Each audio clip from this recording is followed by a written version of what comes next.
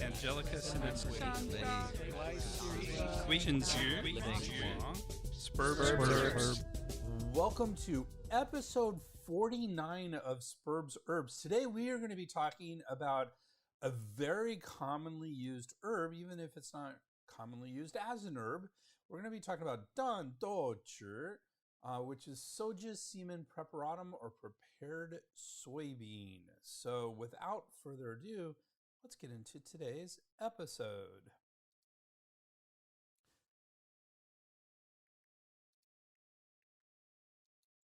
And on today's episode, we will be looking at another Chinese herb, Dan Dou Chi or prepared soybean, as I just mentioned. And this is a mild herb used occasionally in treating colds. Since it is also a food, it should be pretty safe. We're going to check that out. And we will find out if it is effective or not. And as usual, we will be exploring something a little different. Today, we will be discussing the 5 tastes and why they are important when we discuss herbs. Before we get into that, let's talk about today's deal. If you still haven't checked out our mega deal, it's going to be gone soon. Check it out at www.integrativemedicine.org/megadeal. That's MEGADEAL. That's www.integrativemedicineCouncil.org/megadeal. Today, I would like to talk to you about my favorite course that I put on. It is called Why, Not How Herbs Work. And it's just a special course for those of us who have asked the question, why do herbs even help us? In other words, why do they have any effect on humans at all?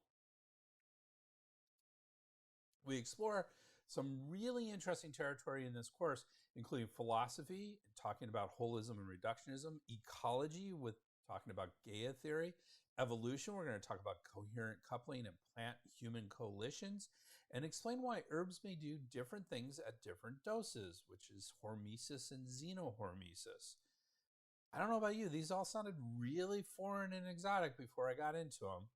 And on top of all that, we will discuss the implications of each of these on current herb research and usage.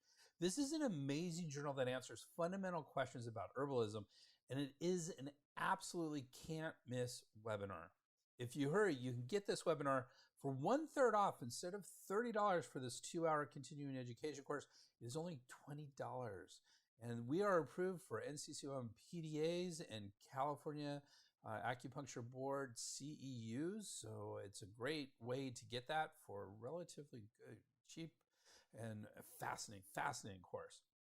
Just go to www.integrativemedicineCouncil.org. That's COUNCIL there, /Y to get this deal. That's www.integrativemedicineCouncil.org/Y. No question mark, nothing like that. So today we wanted to talk about the 5 tastes. But before we can talk about the 5 tastes, we have to talk about Wǔ Xíng, the 5 phases. One of the basic philosophical concepts of Chinese thought and medicine is that of the Wǔ Xíng. For a lot of my training, this was translated as the 5 elements, though a much better and more appropriate translation is the 5 phases. And we're going to find out why in just a minute. While the concept of the 5 elements seem appropriate as they are foundational, fundamental, and basic concepts that other Chinese concepts are based upon, they are not stable nor unchanging like we would expect an element to be. In Chinese thought, they are always moving and changing into each other, and most translators prefer the translation of 5 phases because they're not elements and more like transitional states. And, I like, when we talk about elements in this context, we can look at the elements like the elemental chart of chemistry. And those elements, they're stable. We know exactly how they're built, how they do it. But when you look into them, they're not stable. They are transitional. Electrons are moving all over the place. Protons and neutrons are not just not moving. So the word elements is probably not horrible, but it's probably not the best. So the 5 phases are fire or huo, water or shui, wood or mu, metal Jin, and earth Tu. So it has all of those are the 5 elements. So just without the Chinese: fire, water, wood, metal, and earth, or with them: Huo, Shui, Mu, Jin, and Tu.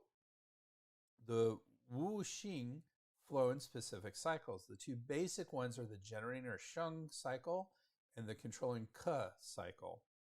The generating cycle begins with fire, which generates earth, which generates metal, which generates water, which generates wood, which generates fire. So just think about that for a second. So it starts with fire, which generates earth. So when you actually put something on fire like wood, it will become soil. It becomes earth. It goes into the earth. Earth is where we get metal. So metal comes, earth generates metal. Metal generates water. When you melt metal, it turns into a fluid-like substance like water. And water, of course, is necessary for generating wood. And then wood is burned and generates fire. So it's a cycle that just keeps going on. And that's the generating cycle. We also have the controlling cycle, which starts with fire controlling metal. Fire melts metal. Metal controlling wood. So think of an axe in this case. So metal will cut into wood. Wood controlling earth. So in this context, think of a tree, because tree is another sort of translation for wood as well. So like a tree growing into the earth. And so that controls earth. Earth controls water. You can make earthen dams to control water. And water controls fire, of course. Water will put out fire. So that all makes sense. So these are the basic. There's other cycles. There's the insulting cycle. There's counter insult. There's just a lot of other cycles. But these are the 2 basic ones. So each of the phases are also associated with many manifestations, including color, sound, emotions, direction, climate, season, even meats and grains in our diet. And in Chinese medicine, they're associated with various organs, sense organs, tissues, and tastes. Today, we will be concentrating on the 5 tastes and why they are important to Chinese medicine, and specifically Chinese herbology, which of course is our primary concern here as well. So according to Matsuyoshi, so if you're not familiar with Giovanni Matsuyoshi, he's written several fundamental foundational textbooks in English. They're often translations, large portions of translations from the Chinese, but they have a lot of Giovanni's background in them as well. But you'd be hard pressed to find a school in the United States that didn't use at least 1 or 2 of his textbooks as basic foundational training for Chinese medicine. There are others, but Giovanni Matsuyoshi is the granddaddy of him. And I was lucky enough to study with him a little bit and work with him. So he passed a few years ago, unfortunately.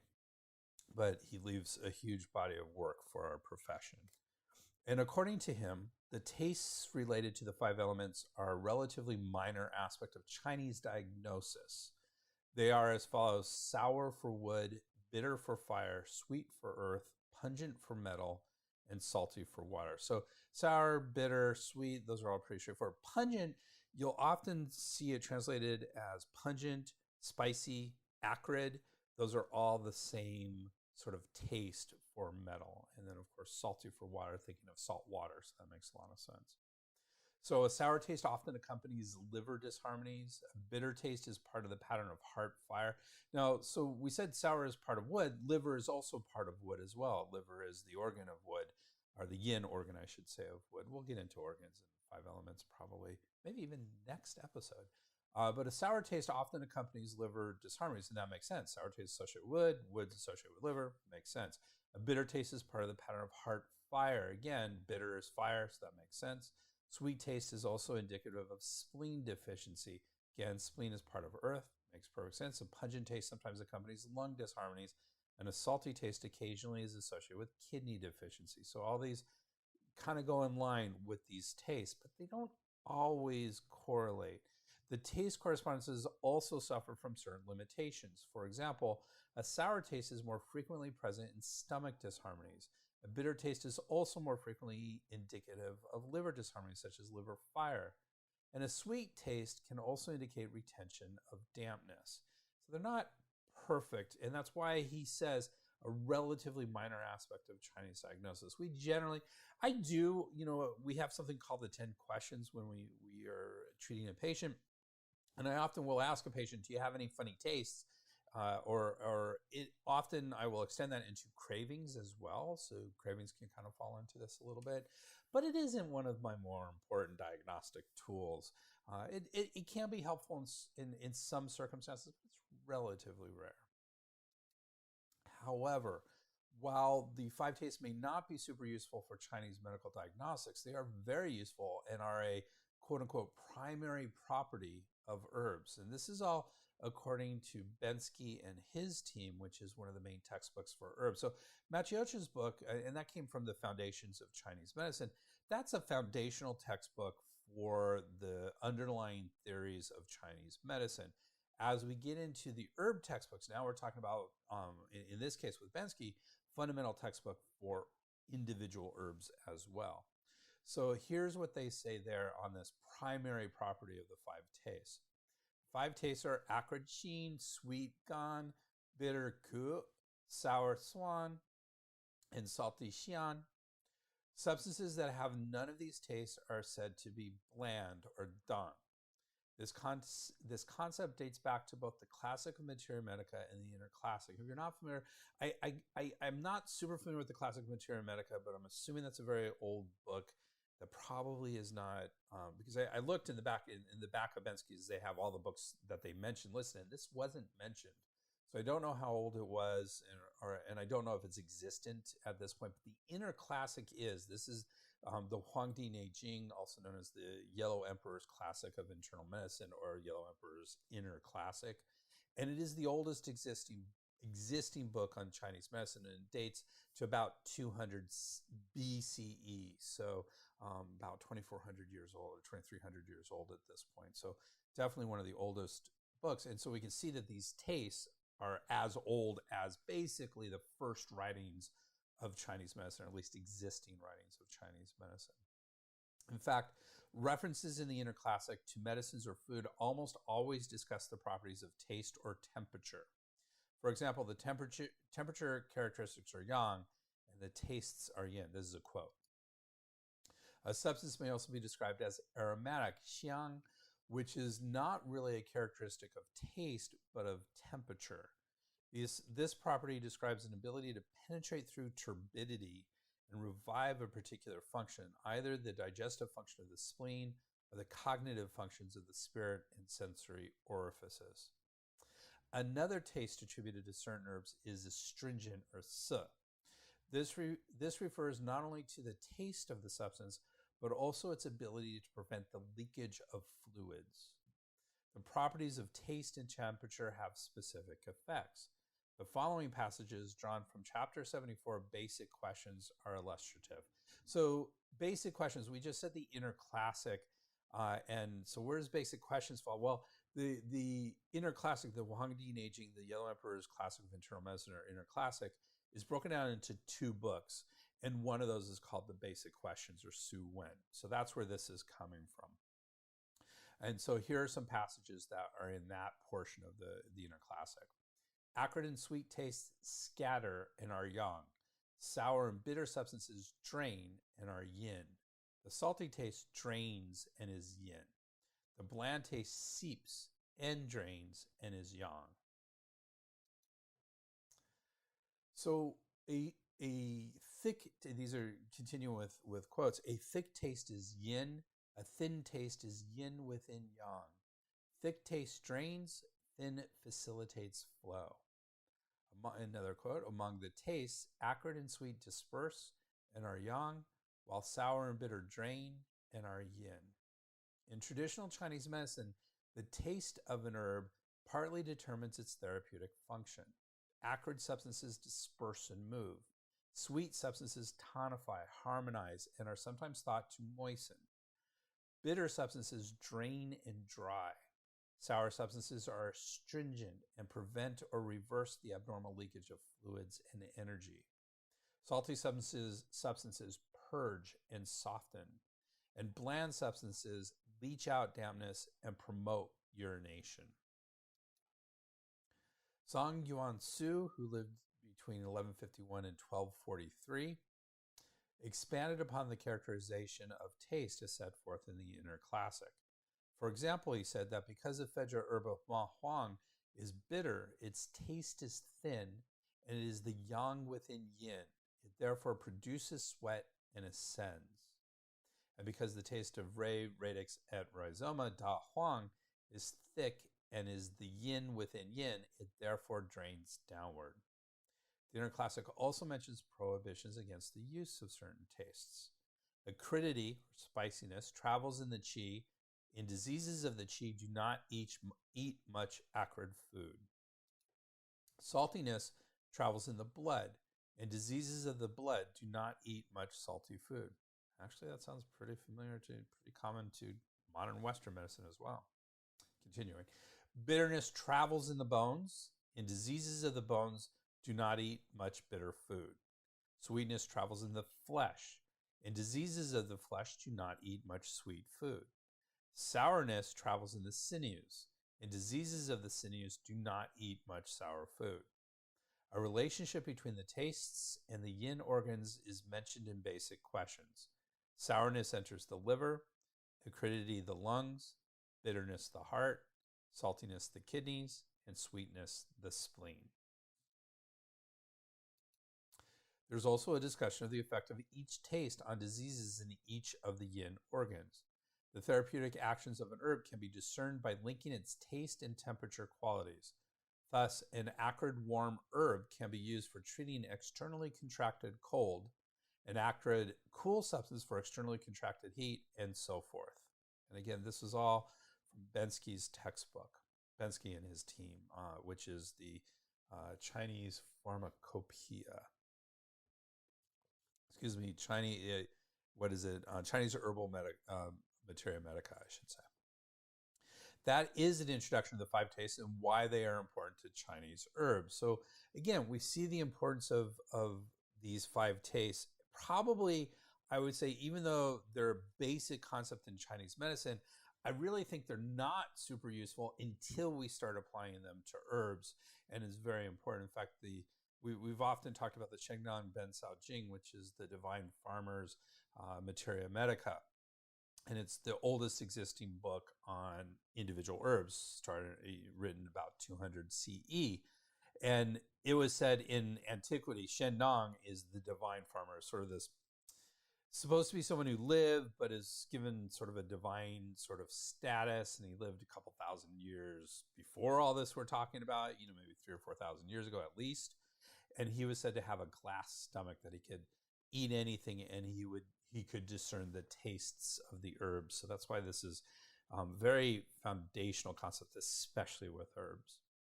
And with that under our belt, without further ado, let's get into today's herb, which is Dan Dou Chi, prepared soybean. And this is in the family of Fabaceae.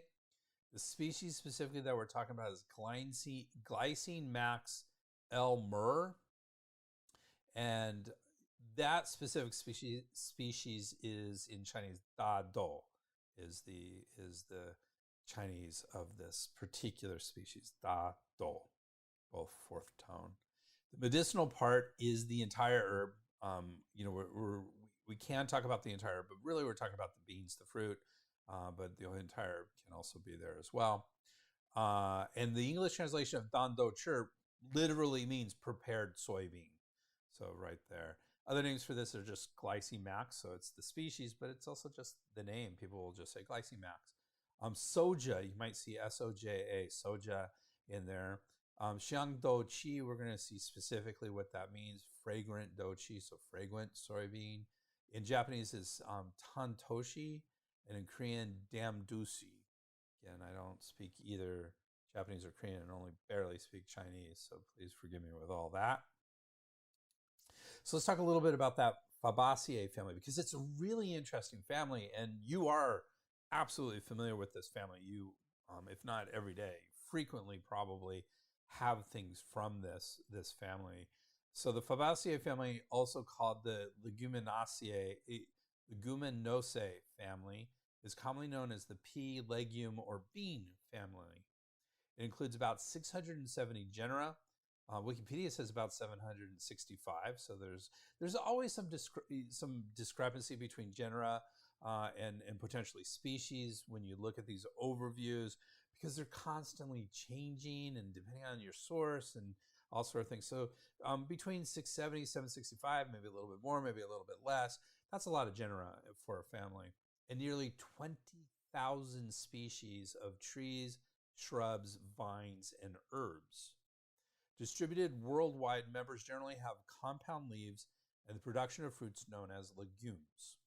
The family Fabaceae includes a number of plants that are common in agriculture, including Glycine max, soybean, Phaseolus, beans, Pisum sativum, or peas, Cicer areatinum, which are chickpeas, we know that well, hummus, Vicia faba, broad bean, Medicago sativa, alfalfa, Arachis hypogaea, peanut, the actual peanut, Serotonia siliqua, carob bean, Trigonella foam gracium, or fenugreek, it's an herb, and Glycyrrhizae glabra, licorice. So whatever we're doing, if we're taking an herbal formula, we're taking some licorice probably with it. That's in most herbal formulas.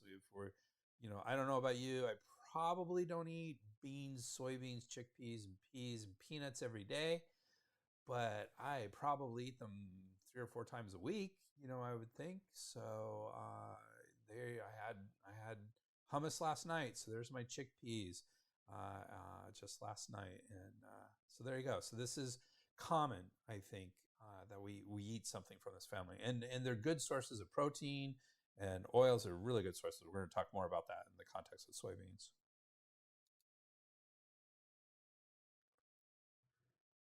So that's the family. Let's talk some more about Dan Dou Chi itself.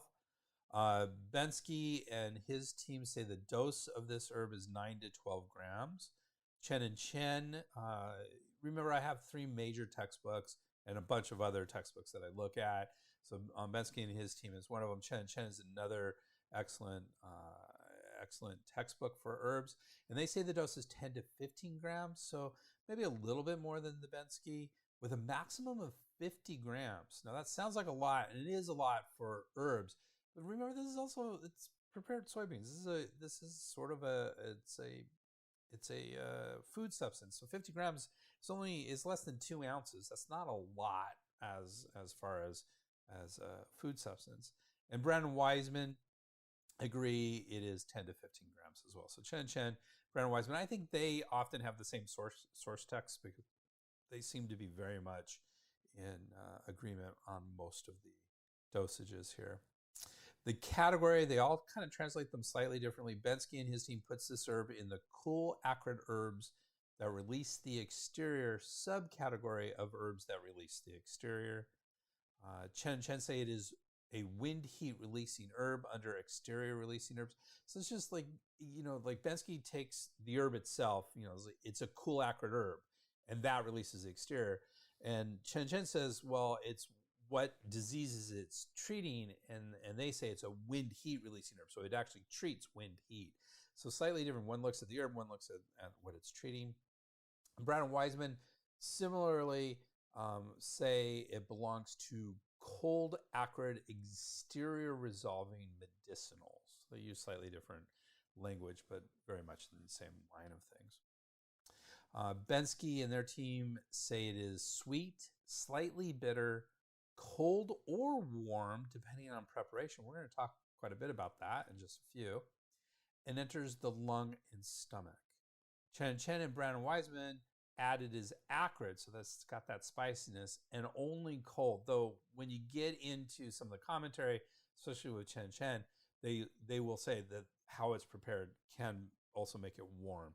But remember, it's under the category of cool acrid herbs. So generally, we expect this to be on the cooling side of things. And we haven't really talked a lot about temperature. We just kind of touched it in Bensky. They kind of talk about taste and temperature at the same time. So there are a few quotes I just had that had a little bit of temperature involved with it. But we're going to get into temperature as well. Maybe that'll be our next something different. because it's super important with Chinese herbology. It's very different than other threads or approaches to herbs.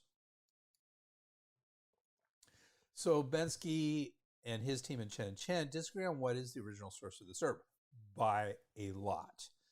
Bensky and their team say it is first mentioned in the Ben Cao Huiyan, or the Treasury of Words on the Materia Medica by Nishu Zhu Mo, written during the Ming Dynasty, which lasted from 1368 to 1644. So that is relatively modern compared to what Chen say. It was first described in the Mingyi Zaju, or Miscellaneous Records of Famous Physicians, by Tao Hongjing in 500 CE. So there's about 1,000 years difference in where they think this herb came from. So not being a Chinese herbal historian, I'm not sure which is the correct original text. First describing this herb in the Ming Dynasty seems awfully late, given soybeans are a food substance and had been a food substance for thousands of years in China at that point. And the herb Dan Dou Jian, or Soja semen germinatum, or germinated soybean, is first described in the Shennong Ben Cao Jing from the 2nd century CE. So they were using this medicinally, soybeans medicinally. Germinatum is germinated soybean. So you take it, you germinate it, and then you eat it. And that is almost 2,000 years old, 1,900 years old. In the 2nd century, that's in the Shennong Ben Cao Jing that I was just talking about. But this prepared or fermented soybean, we keep saying prepared, but what we really mean is fermented. We're going to talk about how it's prepared in just a little bit, was actually, according to Chen, first in the 500 CE, so several hundred years after this, the Shennong Ben Cao Jing. So what are the cool acrid herbs that release the exterior? So let's dive back into Bensky textbook. And they say exterior releasing herbs. So this is half of what it does. Remember, it's a cool acrid herb. So we're not talking about the cool acrid yet. We're going to get there. But the release the exterior, why would we release the exterior? So exterior releasing herbs are those that release disorders lodged in the very superficial levels of the body. When external pathogenic factors, including wind heat, wind cold, wind dampness, and summer heat, invade the body, they first attack its superficial exterior aspects. Now, if this terminology sounds a little bit weird to you, wind heat, wind cold, wind dampness, it's all kind of similar to what we would say as a cold in the West.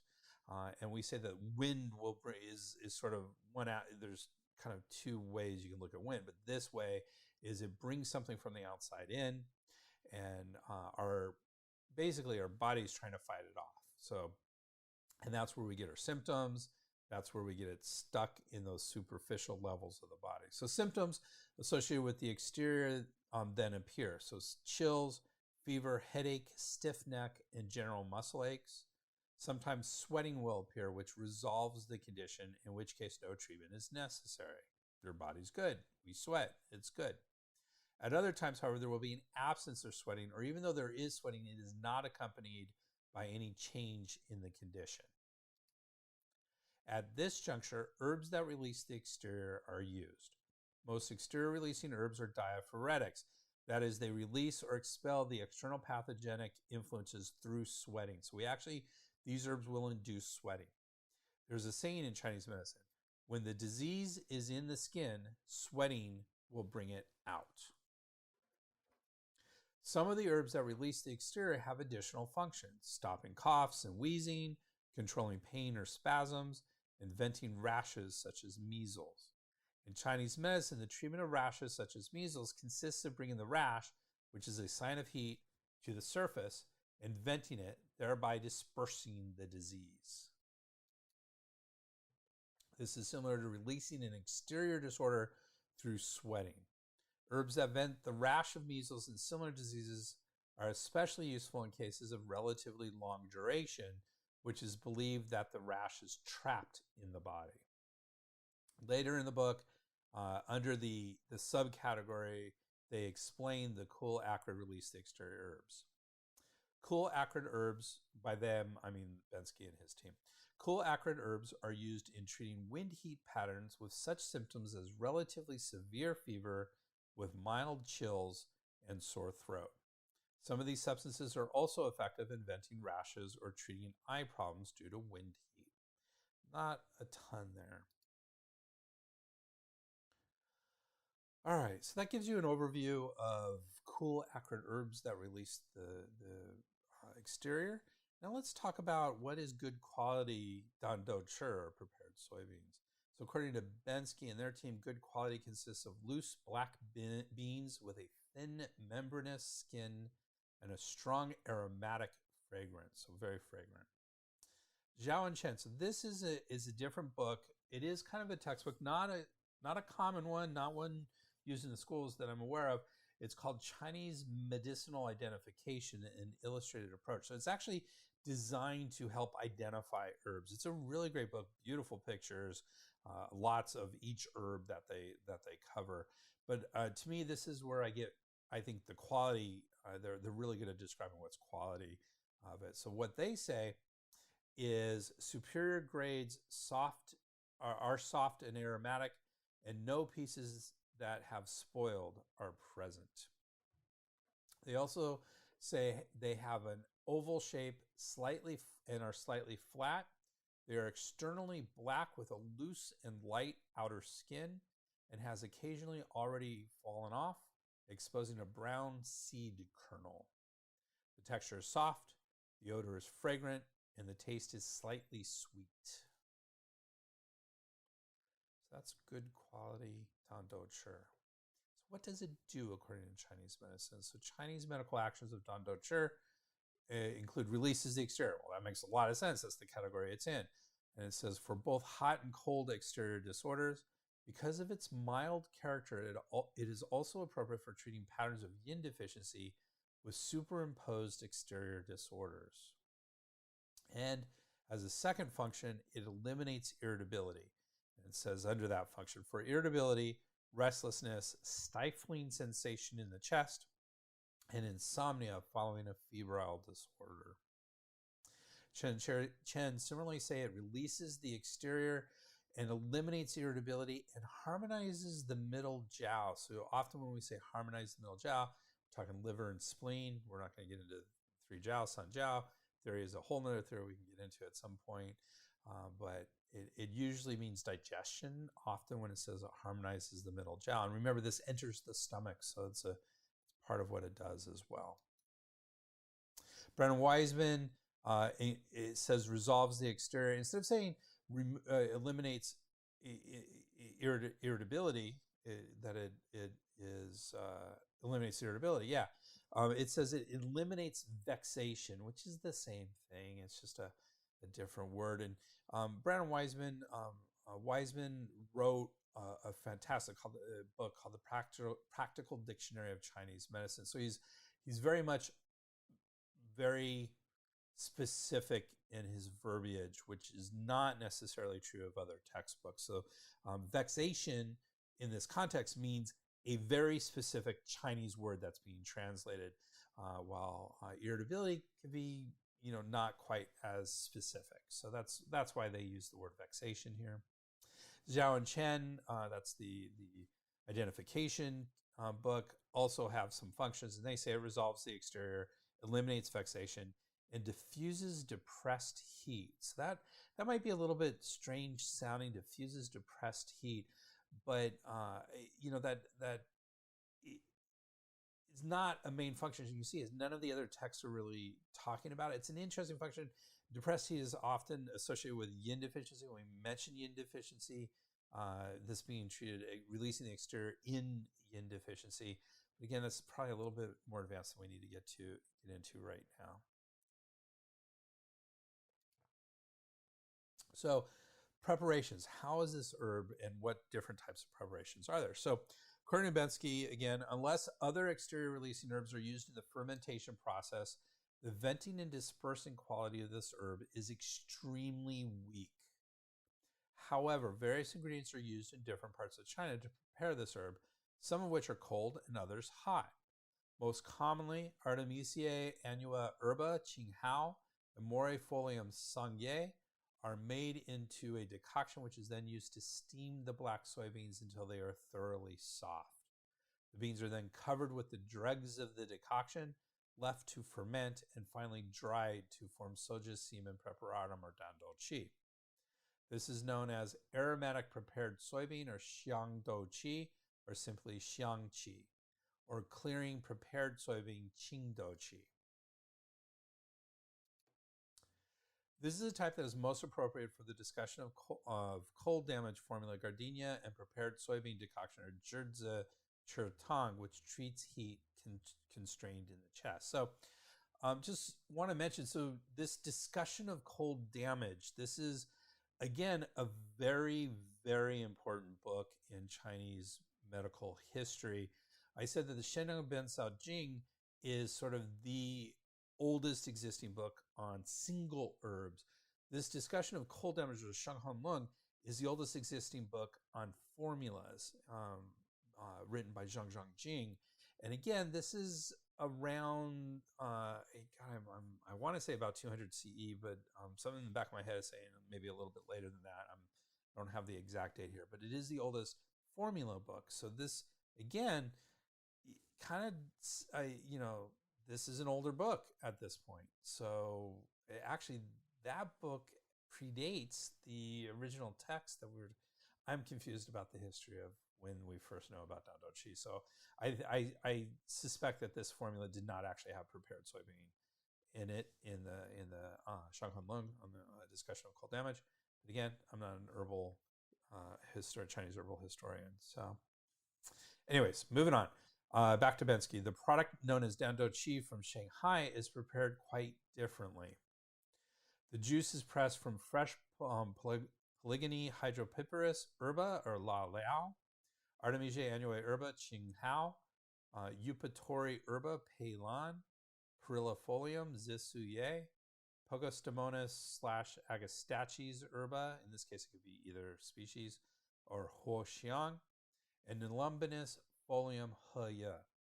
Separately, Ephedra herba Ma Huang is cooked until a concentrated decoction remains. The black soybeans are mixed with these liquids, steamed, fermented, and dried. This produces a preparation which is warmer than that discussed in the previous paragraph. Several of those herbs are quite warm. Zisuye, and especially Ma Huang, Ephedra, is quite warm. So this is going to be a much warmer version of prepared soybean than the previous one we talked about.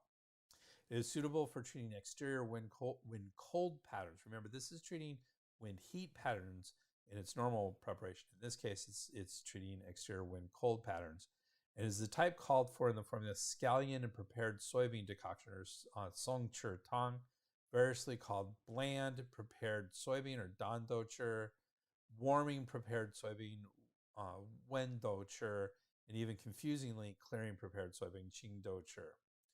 And this is the bottom line here. It is best to consult one's supplier to determine whether the Dan Dou Chi that they sell has been prepared with Ephedra herba Ma Huang, in which case it would be warming, probably more of a warming nature than of a cooling nature. There's another preparation of this, another way you can do this, and it's called dry fried prepared soybeans, or Chao Dou Chi. Here, the soybeans are dry fried over a moderate flame until aromatic or slightly scorched.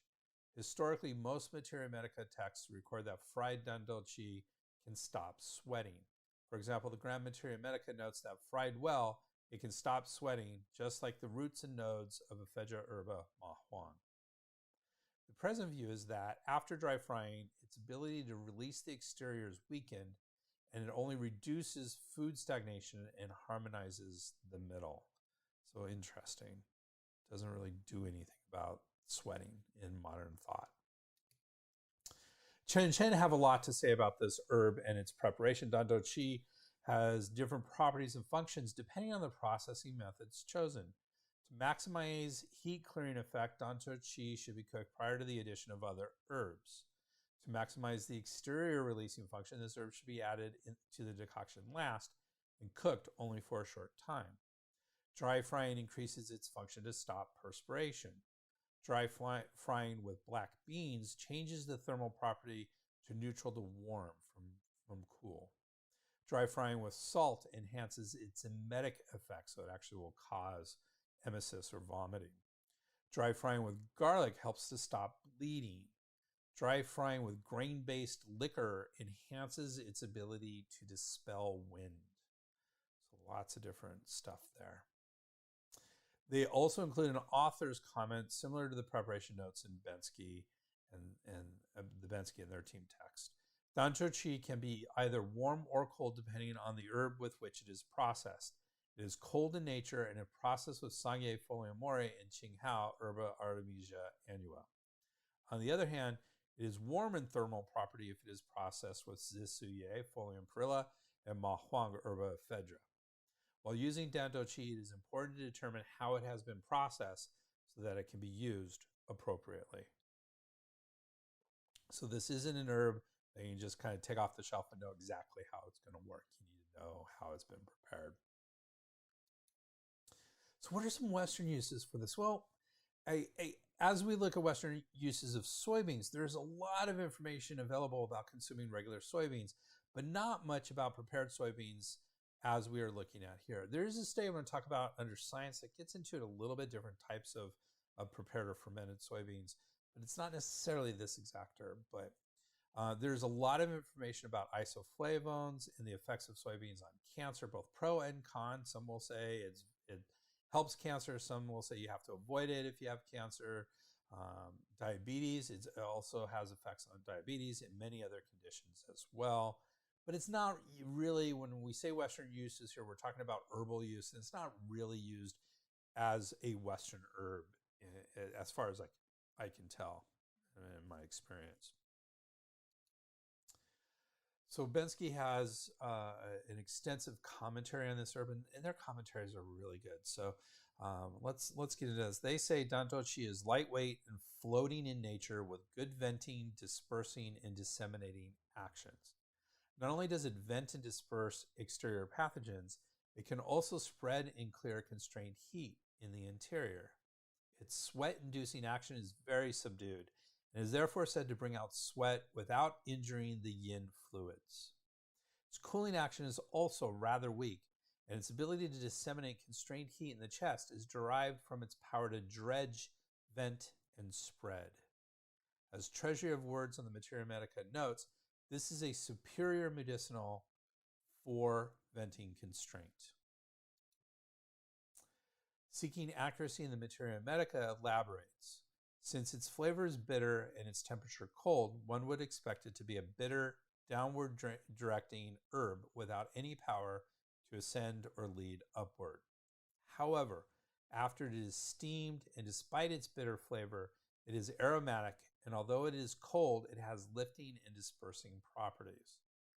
This is why, combined with Aloe bulbus or Sangbai, that's green onion, it can induce sweating. With salt, it can induce vomiting. With wine, it can treat wind.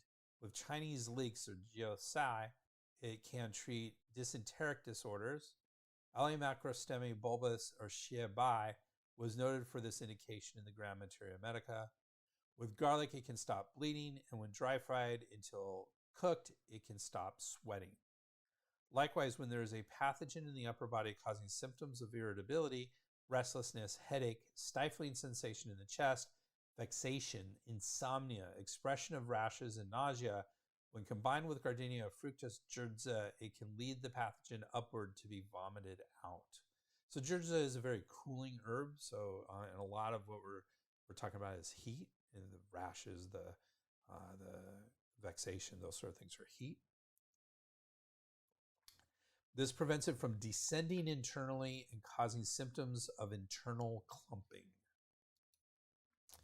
Some insight into the use of Dan Dou Chi can be gleaned from writings about how it is used to treat lurking pathogens.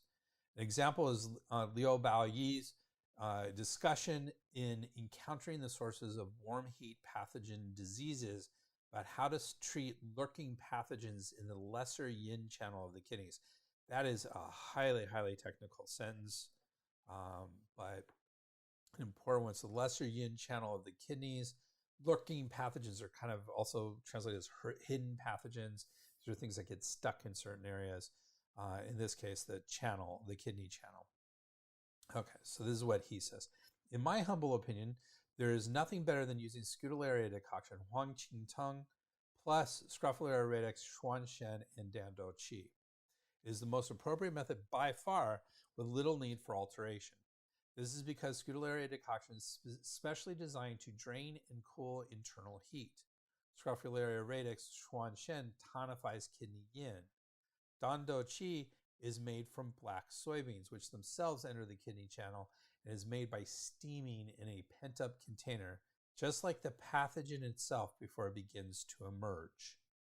Because its nature and flavor is harmonious and neutral, without the drawback of strong diaphoresis or damage to the yin, it is just right for assisting the expression of a deep-lying pathogen in the lesser yin. So that is our commentary. And thank you, Bensky, and his team for that. There are some, they do compare it to really just one other herb.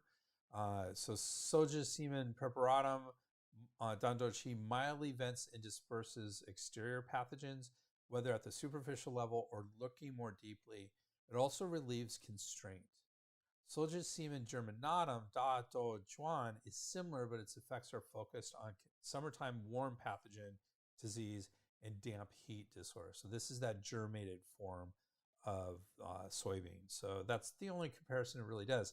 And given its mild nature, it is not as strong as other herbs in this category, and therefore there are not a lot of comparisons. We're relatively rarely using this herb herbally. I'll tell you how I use it when we get to that, but generally it's not often, and I've suggested it, but I can't say I've ever prescribed it, at least that I can recall. All right, combinations. And this is how I kind of use it. I'll discuss. So Bensky discusses several combinations, and the first one is with Ali fistulose bulbus, sung by as in scallion and prepared soybean decoction, sang chur tang, for fevers with an absence of sweating, epigastric pain and distension, which is characteristic of the very earliest stage of externally contracted disorders. This is why I don't use it much. It's because I don't get people that early usually. They usually wait a few days before they see me, and then by then this is not good.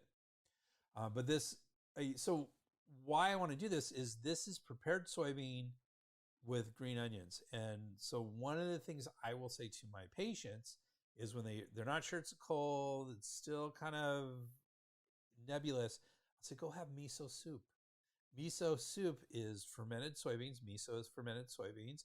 It has tofu, which is also fermented soybeans, and it has green onion. So it has some of the seaweed, which may not be perfect in this context, but it's something that I can offer to them, a nice piping hot bowl of miso soup. That might help them if they are coming down with a cold. So it's one thing, but only very first stages. If it gets in a little bit more, my usual suggestion is to mix, because I haven't seen them, so I don't know what the diagnosis is. I have them mix mint tea and fresh ginger and drink it as a tea, and that can help a bit as well. It's not exactly, mint tea is peppermint. It's not exactly our boha field mint, which we've had a Sperb herbs on, but it's not a bad thing. And here we go with. Also for colds associated with yin deficiency, as in scallion decoction with 7 ingredients are sung by Qi Wei Yin. So that's the other thing that's useful for in combination with the Ali fistulose bulbus. In combination with Menthe haplocalicis or herba, that's boha. It's field mint, similar to peppermint, but not a little bit stronger, not as sweet. I'm growing some. I'm having some every day. It's delicious, but not the same as peppermint.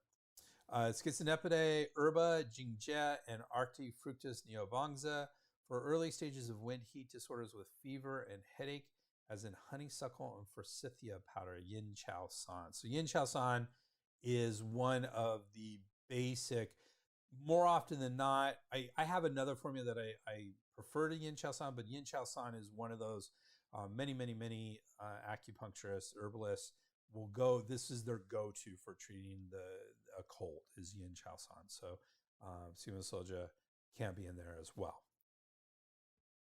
It can also be used for blood in the urine with liquid amberous fructus or lulu tang and lychee cortex or degoopy. So that's an interesting use of this as well. Again, not necessarily the first herb I would think about for blood in the urine, but that is an acceptable combination here. And they do talk about Gardenia fructus, so a combination with Jurdza. So we mentioned this earlier. Jurdza is quite a cooling herb. It's actually bitter and cold. It's not cooling, it's cold. It drains heat by directing fire downward and out through the urine. Dan Dou Chi is acrid, bitter, and cool, ascending and dispersing with the ability to disseminate constrained heat. When used together, Jurdza guides heat downward, cooling and draining the irritability from the heat constrained in the chest and diaphragm, while Dan Dou Chi vents the heat toward the exterior and releases the constraint. Each supports the other, one venting and releasing, the other guiding downward and out. The pair is therefore commonly used for exterior heat as it first enters the interior, as well as for later stage residual heat trapped in the chest and diaphragm. This combination is called gardenia and prepared soybean decoction, Jurdza Churtang. So there you go. And we mentioned this earlier as well. And finally, Chen have a couple of combinations. It still uses that sungbai, that bulbous allium fasciculosa, green onion, but dry frying it enhances its diaphoretic effect. And dry frying with shea bai, bulbous allium macrosteminus, improves its effectiveness in treating diarrhea. So that's interesting, diarrhea. All right, contents. According to Bensky, the constituents of Dan Dou Chi include flavonoids, including diadzin, diadzine, genistin, and genistein, saponins. Remember we said isoflavones, so that's what the one that you often hear about is isoflavones or flavonoid is genistein. That's the big one that we hear a lot about when we're looking at the research of soybeans. It also includes saponins, including soya sapogenol, A, B, C, D, and E, organic acids, including folic acid, pantothenic acid, sialic acid, nicotinic acid. All of those except for sialic acid are actually vitamins, B vitamins. So it has a lot of vitamins in it. And of course, it's a good source of protein. It includes fat and carbohydrates. Soybeans in general are. Fermented still has a lot of that, maybe not quite as much as it's been cooked and fermented. Badal and Delgado, which are authors of the book Pharmacology, Fundamentals, Applications, and Strategy, which often gets into the constituents of herbs and what are the benefits. They add dietary fiber and polysterols. Polysterols are often in herbs and are often considered sort of the main ingredients of herbs. They often have the herbal effects as well. So polysterols are probably pretty important, though maybe not as important in soybeans as in maybe other herbs. All right, let's talk about the science of this. So according to Chen, this herb has a very mild diaphoretic effect. Remember, diaphoresis is sweating, so it has a very mild diaphoretic effect. Again, it's not a strong herb.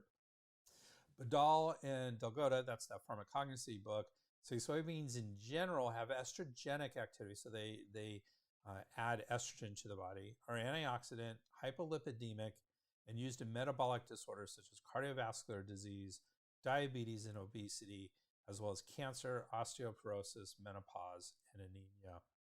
So this estrogenic activity is an interesting one. I had a partner in my practice at one point who absolutely refused to have soy in anything. In fact, we spent a long time trying to figure out what vitamin and mineral line we wanted in our practice. We finally decided on which one, and we got it, and in it was a very minuscule amount of soy. And she said, I'm not going to at all prescribe this to my patients. So she didn't use any of those because of just a really tiny amount of it. It's very controversial. I don't personally, when I look this up, I don't think it has estrogenic activity.